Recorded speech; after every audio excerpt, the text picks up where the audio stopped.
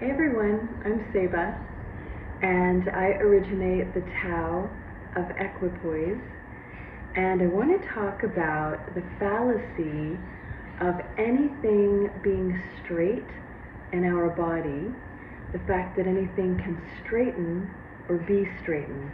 We've been co-opted by the notion of planes, straight lines, and flat surfaces in our body by this Cartesian model of bilateral symmetry.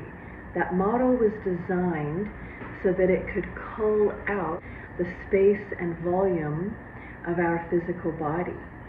And so what's lost in the Cartesian model is our volume and our globality. And as a result, we think that we straighten because we've been conditioned to think that we are straight lines. And the reality is we don't straighten, we rise. Through a radial center, which is the natural organic shape of our form, radiality, when you expand into globality, into your full globality, there is the appearance of straightening. But what's happening technically in 3 curved dimensions is that you're rising.